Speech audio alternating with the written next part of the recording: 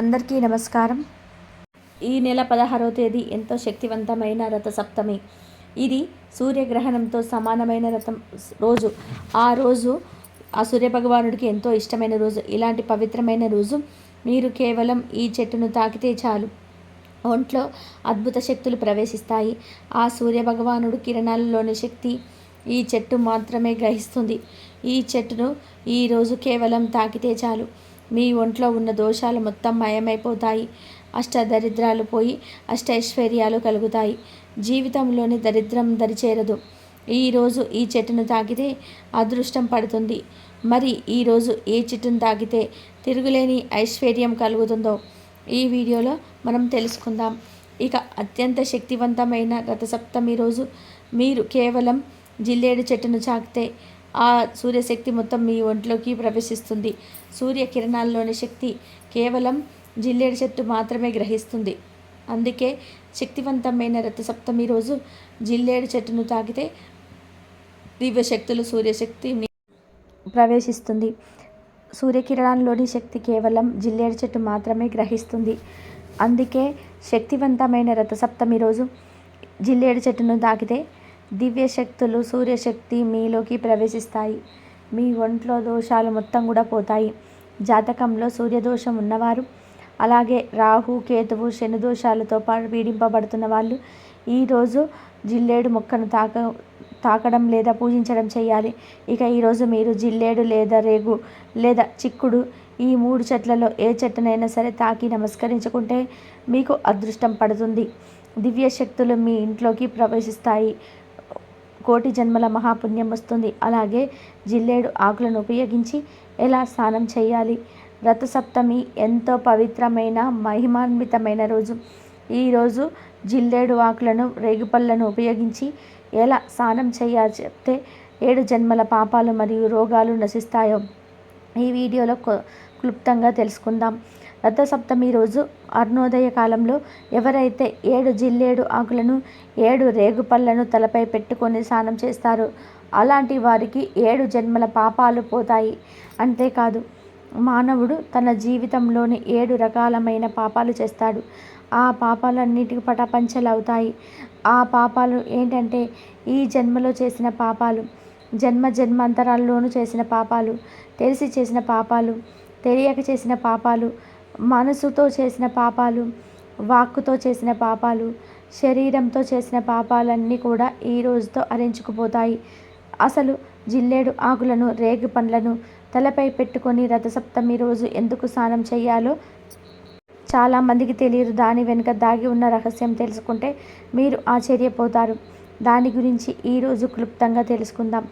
జిల్లేడు రేగు సూర్యకిరణాల్లోని ప్రాణశక్తిని అధికంగా గ్రహించి నిల్వ ఉంచుకుంటాయి. కాబట్టి ఈ ఆకులని మన ఒంటిపై అంటే శిరస్సుపై పెట్టుకొని స్నానం చేయడం వల్ల వీటిలోని విద్యుత్శక్తి నీళ్ళల్లోని విద్యుత్శక్తి కలిసి శరీరంపై ఆరోగ్యంపై ప్రభావాన్ని చూపించి మంచి ఫలితాలు ఇస్తాయి. ఈ సృష్టిలోని సూర్యుడిలోని శక్తిని తమలోనే దాచుకునే శక్తి 2 వృక్షాలకు మాత్రమే ఉంటుంది. అందులోని ఒకటి జిల్లేడు, రెండవది రేగు. అందువల్ల ఈ 2 మన శరీరానికి తాకుతూ రథసప్తమి రోజు స్నానం చేస్తే సూర్యుడిలోని అత్యంత దైవిక శక్తి మన శరీరంలోకి ప్రవేశించి అనేక వ్యాధులను పాపాలను పోయేలా చేస్తుందని మన పురాణాలు చెప్తున్నాయి. అలానే ఆ గుణాలు కలిగిన రేగిపండు జిల్లేడాకు శిరస్సుకు ఎంతో మేలు చేస్తాయి. జిల్లేడు ఆకులని రసాయనం జుట్టును గట్టిపరుస్తుంది, మెదడును చల్లబరుస్తుంది. అందుకే రథసప్తమి రోజు రేగి పళ్ళను జిల్లేడు ఆకులను అరుణోదయ వేళ తలపై పెట్టుకొని స్నానం చేస్తారు. జిల్లేడు అర్కపత్రం అనే పేరు ఉంటుంది. సూర్యుడికి కూడా అర్కాహ అనే పేరు ఉంది. అందువల్ల సూర్యుడికి జిల్లేడు అంటే ఎంతో ఇష్టం. 7 జిల్లేడు ఆకులను సూర్యుడి రథానికి ఉన్న 7 గుర్రాలుగా మాత్రమే కాకుండా 7 జన్మల చేసిన పాపములను 7 రకాలైనటువంటి వ్యాధులను నశింపచేస్తుంది. జిల్లేడు ఆకులను శ్లేష్మ పైత్య వాత దోషాలను హరిస్తుంది. చర్మ రోగాలను వాతం నొప్పులను కురుపులను పాము తేలు విషాన్ని పక్షవాతాన్ని బోధకాలు వ్యాధిని పోగొడుతుంది. ఈ ఆకులలో నిల్వ చేయబడిన ప్రాణశక్తి శిరోభాగంలోని సహస్రారాన్ని ఉద్యాపనం చేసి అక్కడ నాడులను ఉత్తేజపరుస్తుంది. దీనివల్ల మానసిక దృఢత్వం, జ్ఞాపక శక్తి పెరుగుతాయి. ఇక ఇలా స్నానం చేయడానికి ఒక ముఖ్యమైన కారణం కూడా ఉంటుంది. అది ఏంటంటే శిశిర ఋతువులోని రథసప్తమి రోజు పర్వదినం వస్తుంది. శిశిర ఋతువుకు ముందు ఉండే హేమత ఋతువు చలి తీవ్రత ఎక్కువగా ఉంటుంది. శిశిర ఋతువులోని రథసప్తమి ఉండి సూర్యుని తాపం పెరగటం వల్ల వాతావరణంలోనే అనేక మార్పులు సంభవిస్తాయి. అందువల్ల వాతావరణంలో వచ్చే మార్పులకు మన శరీరం తట్టుకోవడానికి జిల్లేడు ఆకులతో స్నానం చేయాలని మన పెద్దలు చెప్తున్నారు. ఈ విధానంగా చేయటం వలన జిల్లేడు ఆకుల్లో ఉండే ఔషధ గుణాలు మన శరీరానికి వచ్చి ఎటువంటి చర్మ వ్యాధులు, అనారోగ్య రాకుండా కాపాడుతుందని మన పూర్వీకులు చెప్తున్నారు. ఇదే విషయాన్ని ఆధునిక శాస్త్రవేత్తలు కూడా నిర్ధారణ చేశారు. ఈ ఆకులలోని నిల్వ చేయబడిన ప్రాణశక్తి మానసిక దృఢత్వాన్ని, జ్ఞాపక శక్తిని పెంచుతుంది. ఇక రేగిపళ్ళు తలపై పెట్టుకొని స్నానం చేసినప్పుడు శరీరంపై జాలువారుతూ కింద పడతాయి. దానివల్ల శరీరంపై ఉన్న చర్మ వ్యాధులు తగ్గుతాయి. సాక్షాత్తు నారాయణుడే రేగిపళ్ళను తింటూ తన తపస్సును కొనసాగించాడని దేవుడికే ప్రీతిపాత్రమైన ఈ పళ్ళను తల మీద పెట్టుకొని స్నానం చేస్తే మానసిక రోగాలు తగ్గడమే కాదు, సాక్షాత్తు ఆ నారాయణుడి ఆశీర్వాదం తప్పక కలుగుతుందని నమ్మకం. ఇక రేగుపళ్ళను, జిల్లేడు ఆకులను తలపై పెట్టుకొని స్నానం చేయడం ద్వారా అవి గ్రహించని సర్వశక్తులోని కాస్మిక్ కిరణాలు మన శిరస్సు ద్వారా స్వీకరించే అవకాశం ఉంటుంది. ఇక ఈరోజు ఉదయం సూర్యోదయానికి ముందే అరుణోదయ వేళ మీరు ఇలా 7 జిల్లేడు ఆకులను, 7 రేగుపళ్ళను శిరస్సుపై పెట్టుకొని తలస్నానం చేయండి. కొంతమంది భుజాల మీద, మోచేతుల మీద చేస్తారు పెట్టుకొని.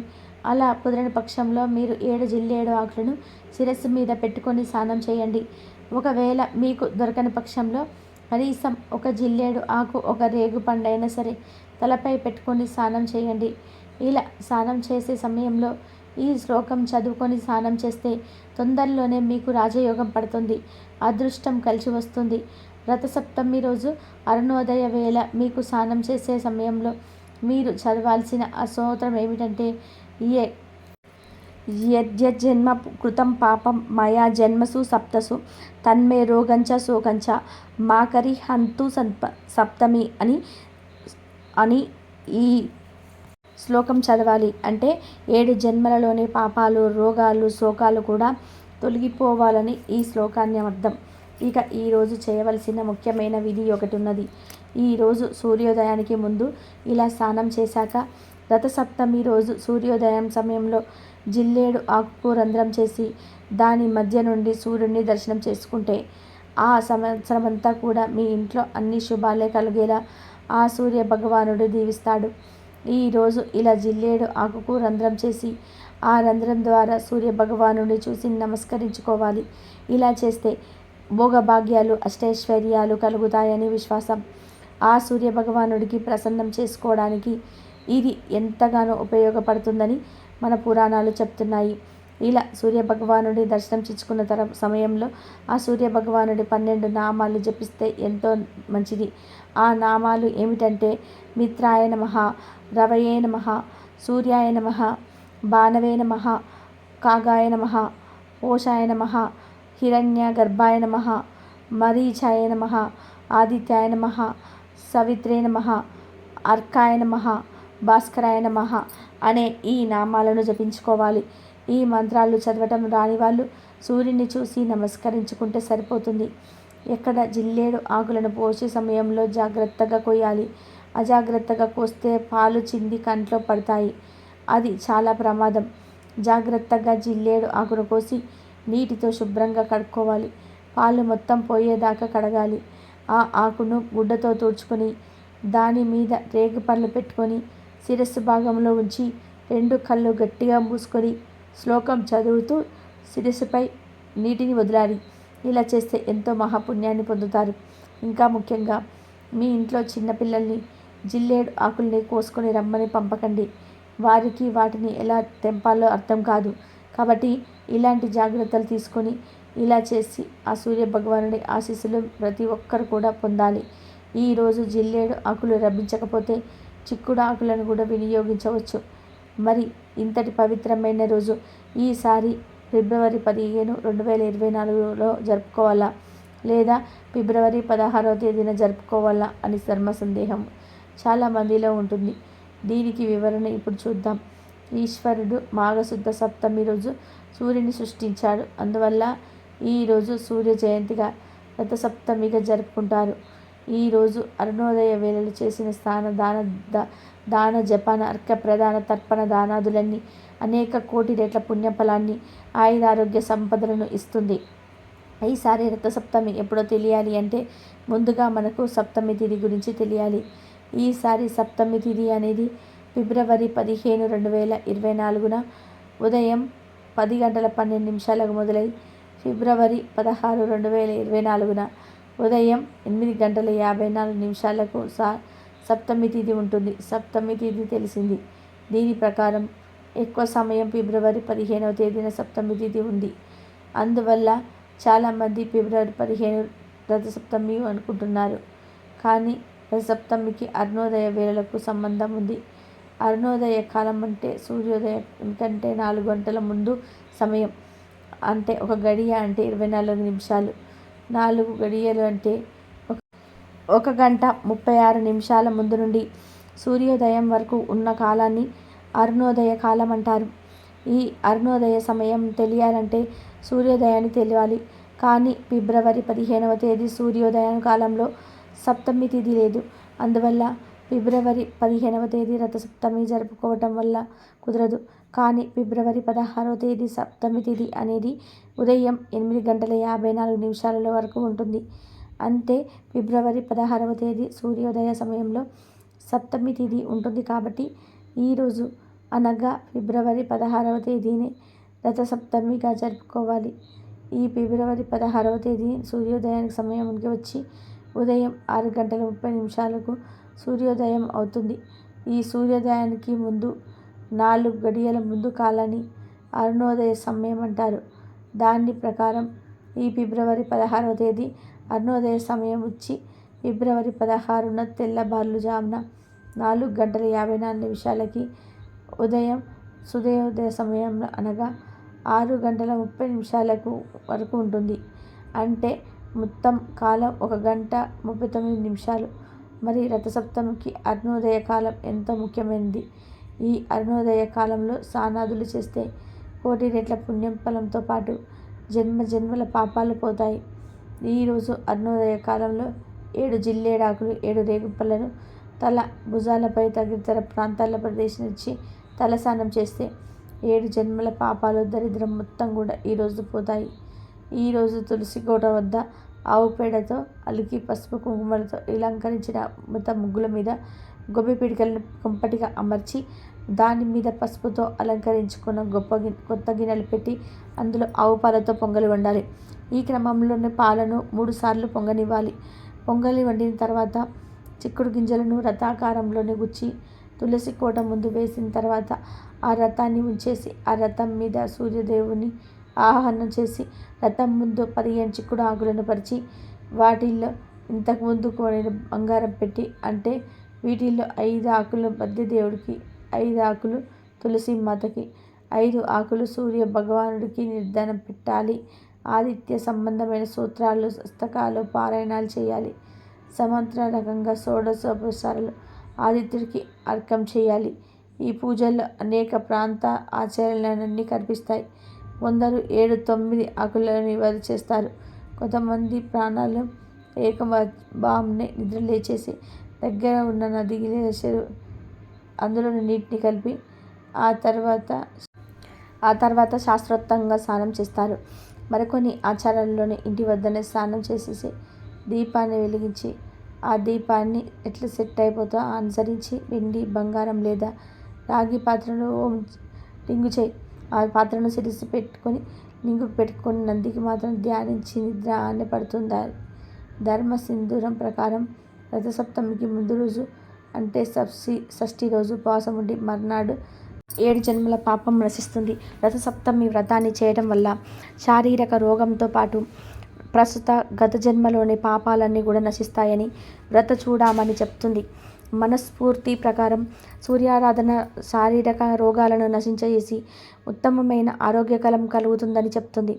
జాతకం ప్రకారం సూర్యగ్రహ దోషం ఉన్నవారు, ఉదర, నేత్ర, దంత, ఉష్ణ దోషాలున్నవాళ్ళు కెంపు, మాణిక్యం వంటి ఎర్రరత్నాలు, ఎర్రని పుష్పాలతో సూర్యదేవుణ్ణి పూజించి యథాశక్తిగా సూర్యదేవుని బంగారు, వెండి ప్రతిమను దానం చేయాలి. ఫలితంగా సకల దోషాలు నివారించబడతాయి. ఈరోజు జిల్లేడు ఆకులు, కదలీ ఫలాలు అంటే రేగిపళ్ళు, గరికపోచలు చందనంతో కలిసిన తీసుకొని సమంతరకంగా సూర్యభగవానుడికి అర్ఘ్యం ఇయ్యాలని, ఆ తర్వాత నువ్వుల పిండితో చేసిన అప్పాలను నివేదన చేయాలి. అనంతరం శక్తిని అనుసరించి బ్రాహ్మణులకు దానాలు ఇవ్వాలి. నిర్ణయ సింధువు చెబుతుంది, రథసప్తమి కేవలం పర్వదినమే మాత్రమే కాదు, అనంతమైన కాలగమనంలో జరిగే మార్పులకు సంకేతం. గ్రహ గమనాలు, ప్రత్యేకించి సూర్యగమనం మారుతుందని, ఇందుకు అనుకూలంగా జరుపుకోవడాన్ని మార్పు చేసుకోవాలని సందేశం వచ్చింది. రథసప్తమి అందిస్తుంది. ఇక సూర్యోపాసన చేసేవారు ప్రతి ఆదివారం తప్పనిసరిగా కొన్ని నియమాలను పాటించి తీరాలి. అవేమిటంటే మద్యపానం, స్త్రీ సంపర్కం, తైల సంస్కారం విడిచిపెట్టాలి, అసత్యం పలకకూడదు, కోపం పనికిరాదు, ఆరాలు ధరించకూడదు, మంచపైన చేయించకూడదు,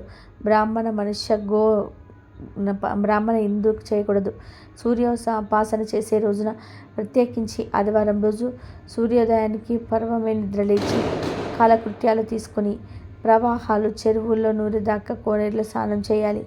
అనంతరం పరిశుభ్రమైన వస్త్రాలు ధరించి తిలకం ధరించాలి. వ్రతాచారం పాటించాలి. పూజా జపం, అర్ఘం, ప్రదక్షిణ, నమస్కార, స్తోత్రపారాయణ ఈ 6 విధాలుగా సూర్యదేవుణ్ణి అర్చించాలి. పూజ మధ్యలో లేచి వెళ్ళకూడదు. సూర్య ప్రారంభం నుంచి చివరి వరకు ఇతరులతో మాట్లాడకూడదు. అన్య మనస్సుతో ఉండకూడదు. పూజ మధ్యలో ఆవలింపు, తుమ్ము, అపానవాయువు వస్తే ఆచమనం చేసి 3 సార్లు గోవిందనామ స్మరణ చేయాలి. మాఘస్నానం పవిత్ర స్నానంగా భావిస్తారు. పాపాల నుండి తొలగిపోవడం కోసం నదీ స్నానాలు చేయటం మాఘమాస సంప్రదాయం. మాఘమాసంలో మాసము అంటే పాపాలను నశింపచేసేదని అర్థం వస్తుంది. మనకున్న మాసాలలో మాఘమాసం మీరెంత పవిత్రమైన మాసం. ఈ మాసంలో సూర్యుడికి మకర రాశిలోకి ప్రవేశించినప్పటి నుండి ఉదయకాలపు స్నానాలు చేయటం ఒక వ్రతంగా ఉంది. మాఘమాసంలో ఎవరికి వారు వీలుని బట్టి నది, చెరువు, మడుగు, కొలను, బావి, చివరికి చిన్న నీటి కుంటలోనైనా సరే స్నానం చేస్తే ప్రయాగలో స్నానం చేసినంత పుణ్యఫలం దక్కుతుంది. చలికి భయపడకుండా ఉదయాన్నే నది స్నానం చేయటం ఎంతో మంచిది.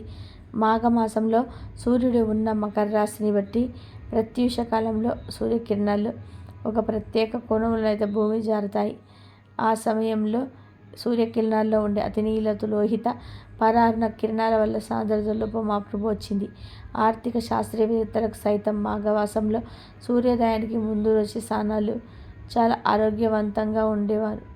వేగంగా ప్రవహించే నీటిలో చేసే స్నానాలు శ్రేష్టమని పురాణాలు చెబుతున్నాయి. ఈ స్నానాలకు అధిష్టాన దైవం సూర్యభగవానుడు. స్నానానంతరం సూర్యుడికి అర్ఘ్యం సమర్పించటం ఒక ఆచారం. మాఘమాసంలో సూర్యోదయానికి ముందు ఇంట్లోనైనా సరే స్నానం చేస్తే 6 సంవత్సరాల అఘమర్షణ ఫలితం లభిస్తుంది. బావినీటి స్నానం 12 ఏళ్ల పులంపాలని, అగర్నిశ స్నానం ద్విగుణం, నది స్నానం చాతుర్గుణం, మహానది స్నానం శతగుణం, గంగా స్నానం సహస్రగుణం, త్రివేణి సంగమ స్నానం నది శతగుణ పదాలను ఇస్తాయని పురాణాల వచనం.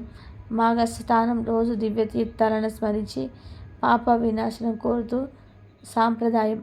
స్నాన సమయంలోని ప్రయాగాలు స్మరిస్తే ఉత్తమ ఫలితం లభిస్తుందని విశ్వాసం. మాఘ పూర్ణిమ రోజు సముద్ర స్నానం మహమాన్విత ఫలదాయకమంటారు. మాఘమాసంలో ప్రాప్తకాలమున చేసే స్నాన జప తపములు చాలా ఉత్తమమైనవి. ఈ మాసంలో ఎవరు స్నానం చేసేటప్పుడు ఈ మంత్రాన్ని జపించి స్నానం చేస్తే జన్మ జన్మల దరిద్రం, పాపాలు పంచలవుతాయి. ఇంట్లోనైనా సరే ఈ మంత్రాలని చదివి ఈ మాసంలో స్నానం చేస్తే సకల పాపాలు అగ్నిపదిన మాతిగా మారిపోతాయని పురాణ వచనం. ఆ శ్లోకం ఏంటంటే, దుగ్గ దారిద్ర్యనాశయ శ్రీ విష్ణు తోచనాయ చ ప్రాప్త అస్త స్నానం కరోమ్య మాఘ పాప వినాశనం అని స్నానం చేస్తే అన్ని పాపాలు పటాపంచలవుతాయి. కోటి జన్మల పుణ్యం లభిస్తుంది. మాఘ పురాణం ప్రకారం మాఘమాసంలోని స్నానం మహిమలను వివరించే కథను తెలుసుకుందాం. ఈ కథను మాఘమాసంలో విందాం తల్లి. జన్మల పాపాలు పోయి కోటి జన్మల పుణ్యం కలుగుతుంది. ఆ పవిత్ర గాథను విందాం. సూత మహాముని సౌనకాది మహామునులకు ఇలా మాఘమాస స్నానం మహిమ తెలియజేస్తాడు. పూర్వం దిలీప మహారాజు ఉండేవాడు. దిలీప మహారాజుకి ఎన్నో యాగాలు చేసిన పుణ్యాత్ముడు, ఉత్తముడైన ప్రజాపాలకుడు. ఇతను ఒకసారి వేటకు వెళ్ళాడు. అనేక మృగాలను వేటాడి అలసిపోయి ఒకసారి సరస్సు తీసుకున్నాడు. సరే, ఆ సరస్సు ఎంతో మనోహరంగా ఉంది. ఆ ప్రదేశం నుండి తన రాజ్యానికి పోతుండగా ఒక వృద్ధ బ్రాహ్మణుడు మహారాజుకి కనిపించి, ఆ బ్రాహ్మణుడు రాజుతో ఇలా అన్నాడు: మహారాజా, పరమ పవిత్రమైన మాఘమాసంన ఈ సుందరమైన సరస్సులో సంద్రకుండా పోతున్నావా? స్నానమాసంలో నది స్నానం సరస్సులోని ఎంతో పుణ్యమని తెలియదా అని ప్రశ్నించాడు. దానికి దిలీప మహారాజు మాఘ స్నానం మహిమను చెప్పమని వేడుకున్నాడు. దానికి బ్రాహ్మణుడు ఇలా అన్నాడు: నువ్వు తక్షణం ఈ సరి చేయడం జరిగింది. ఇంకా మా రాజ్యానికి పోయిన తర్వాత మాఘ విశిష్టత గురించి తన దారిన వెళ్ళిపోయాడు. వెంటనే దిలీప మహారాజ్ మాఘస్నానం మహిమలు తెలుసుకోవాలని తన గురువైనటువంటి వశిష్ఠ మహర్షి ఆశ్రమానికి వెళ్ళాడు. గురువును దర్శించి నమస్కరించి మాఘస్నానం మహిమలు తెలిపాడు. వశిష్ఠ మహాముని దిలీప మహారాజుకు ఆశీర్వదించి, నాయన దిలీప, ఎంతో విశిష్టమైనది మాఘమాసం శివకేశవులకు ఎంతో ఇష్టమైన మాసం. పూర్వము ఒకప్పుడు భయంకర కరువు. దీనివల్ల సామాన్య జనులు కూడా, ప్రభువులు, మునులు, మనుషులు, పశువులు, పక్షులు, సర్వ పాపులు, అందులో భృగు మహర్షి కూడా అతను చాలా విడిచిపెట్టకపోవడానికి యుద్ధం కైలాసంలో మంచుకుంటాయి. తనకు నచ్చిన ప్రదేశమునందు ఆశ్రమనందు నిర్మించసాగాడు. పవిత్ర మనోహరమైన ఆ దివ్య ప్రదేశానికే గంధర్వులు, యక్షులు, కిన్నరులు, మనోజులకి అక్కడ విహరించి మొత్తం కూడా పొందుతున్నారు. ఒకరోజు ఒక గంధర్వుడు బాలతో సహా ఆ ప్రదేశానికి వచ్చాడు. అతను భృగు మహర్షికి నమస్కరించాడు. భృగు మహర్షి అతన్ని చూశాడు. అతని శరీరం చూడడానికి ఎంతో అందంగా ఉంది, కానీ ఒక ముఖం మాత్రం పులిలాగా ఉంది. అందువల్ల అతని శరీరం అందంగా ఉన్న ఒకే రకంగాను పుట్టుబెట్టాలి. భయంకరంగాను అతని భృగు మహర్షిని నమస్కరించుకున్న తర్వాత ఇలా అన్నాడు: నాకు మునీశ్వర, నాకు భోగభాగ్యాలన్నీ ఉన్నాయి. నా భార్య కూడా ఎంతో అందంగా ఉంటుంది. నేను గంధర్వుడను. మానవుల కంటే దివ్యశక్తులు కొన్ని ఉన్నాయి. కానీ భయంకర వికారమైన ఈ పులి ముఖం నాకు బాధాకరంగా ఉంటుంది. ఎన్ని పొడగొట్టుకున్న ఎట్లనో తెలియడం లేదు. ఈ వికారం గల భయంకరమైన ముఖం పోవడానికి ఏదైనా ఒక ఉపాయం చెప్పండి. ఈ ముఖం వల్ల నాకు ఎన్నో భోగాలు ఉన్నా సంతోషం లేకుండా పోయిందన్నారు. భృగు మహర్షి గంధర్వుని ప్రతిష్ఠితిని దాలిపడి అతనికి సాయం చేయాలని అనుకొని, నాయన, జన్మలో చేసిన పాపం వల్ల నీకు ఈ దుస్థితి కలిగింది. పాపము, దురదృష్టము, పేదరికం ఏంటో ఇలాంటి వారిని కూడా పోగొట్టుకొని లాభం పొందవాలన్న పుణ్యనదు స్థానం, పవిత్ర క్షేత్రం నందు దేవపూజ చేసుకోవాలి. ఇలాంటి కార్యాలకు మాఘమాసంలో ఎంతో విశిష్టమైనది. ఈ నెలలో చేసిన స్నానము, దానము, పూజా జపము జీవికి గల పాపములు పొడగొట్టి శుభం వెంటనే కలుగుతుంది. అన్ని పుణ్యనదుల్లోని స్నానం చేస్తే మాఘమాసంలోని నదిలో కానీ, సముద్రంలో కానీ, కాల్వలో కానీ, సెలయేలో కానీ స్నానం చేసిన వచ్చును. నీ అదృష్టం నీ ఈరోజు నుంచే ప్రారంభమవుతుంది. కాబట్టి నీ భార్యతో పాటు నీ దినము, నీ ప్రాతకాలం పెట్టవామ్మో ఇష్టదేవత పూజ చేయము అయి భృగు మహర్షి ఆ గంధర్వుడికి చెప్పాడు. ఆ విధంగా గంధర్వుడు మాఘ స్నానం ఆచరింపు. వెంటనే పులి ముఖం పోయి సుందరమైన ముఖం వచ్చింది. గంధర్వుడు ఆచరించి మాఘమాసం మహిమ గురించి అందరికి చెప్పటం చేసిన మేలుకు భృగు మహర్షి నమస్కరించుకుంటాడు. దంపతులు మర్చిపోయిన తమ్ముడు తన భార్యతో కలిసి లోకానికి వెళ్ళిపోయాడని దిలీప మహారాజుకి వశిష్ఠ మహాముని వివరించాడు. మాఘస్నానం